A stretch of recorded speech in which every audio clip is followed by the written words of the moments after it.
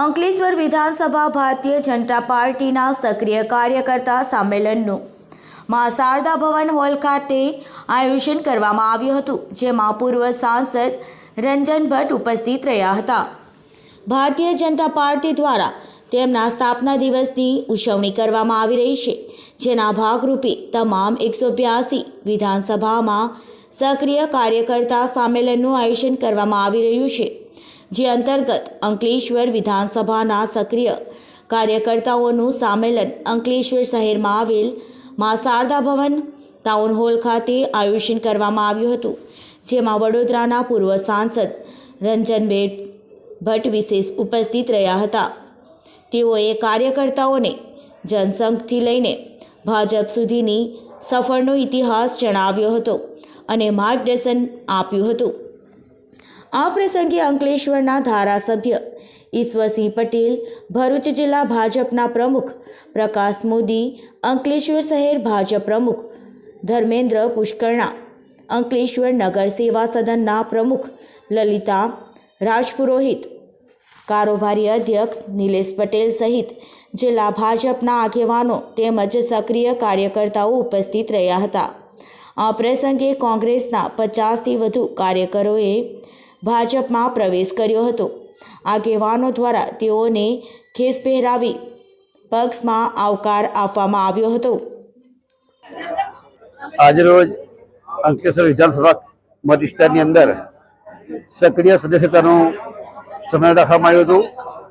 મોટી સંખ્યામાં સદસ્યતા પામ્યા હતા. સાથે સાથે વડોદરાના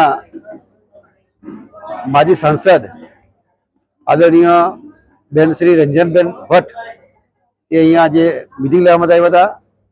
અને સાથે સાથે જિલ્લા ભાજપના પ્રમુખ શ્રી પ્રકાશભાઈ મોદી તેમજ સમગ્ર વિસ્તારમાંથી આજરોજ અહીંયા જે સક્રિય સભ્યોના સંમેલનમાં જે હાજર રહ્યા એ તમામનો આભાર માનું છું.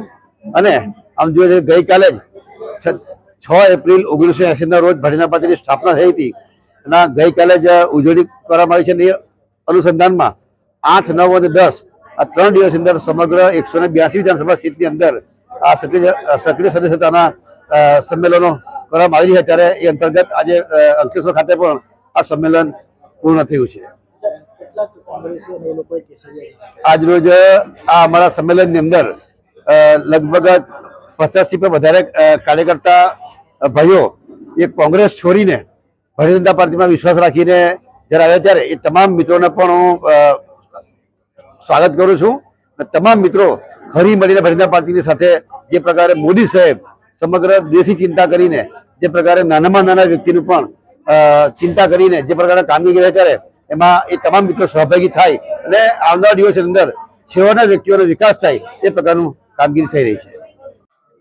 આજરોજ સૌ સાથી મિત્રો, અમારા શહેર કોંગ્રેસના આગેવાનો તથા યુવા કોંગ્રેસના આગેવાનો, તાલુકાના આગેવાનો અને જિલ્લાના આગેવાનો આજે ભારતીય જનતા પાર્ટીના વિચારધારા સાથે જોડાઈને અને 154 હાંસોદ અંકલેશ્વર મત વિસ્તારના ધારાસભ્ય શ્રી ઈશ્વરભાઈ પટેલના માર્ગદર્શન હેઠળ ભારતીય જનતા પાર્ટીમાં જોડાયા છે.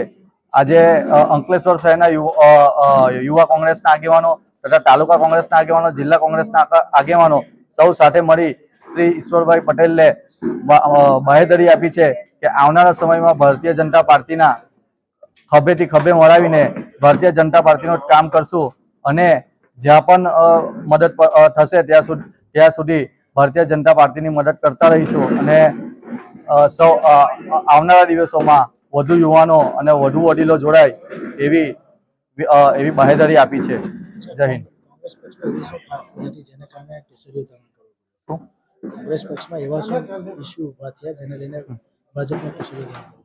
કોંગ્રેસની દિવસે દિવસે કોંગ્રેસની વિચારધારા હિન્દુ વિરોધી વિચારધારા થઈ રહી છે. હમણાં પણ વકફ બોર્ડનો જે મુદ્દો ચાલી રહ્યો છે એમાં પણ કોંગ્રેસે વિરોધ કર્યો છે. અને જ્યારે આખા દેશનું પ્રયાગરાજનું જે આસ્થાનો વિષય હતો તેમાં પણ સૌ આખા દેશના નેતાઓ, બધી પાર્ટીના નેતાઓ ત્યાં આસ્થાની ડૂબકી લગાવી હતી. પરંતુ પહેલાના અમારા અધ્યક્ષ રાહુલ ગાંધી ત્યાં પણ નહીં પહોંચી શક્યા. માટે યુવાનો હિન્દુ યુવાનોની લાગણી પણ ઘણી દુભાઈ હતી. માટે પણ કોંગ્રેસ હંમેશા હિન્દુ વિરોધી વાર્તામાં પહેલા નંબરે રહી છે.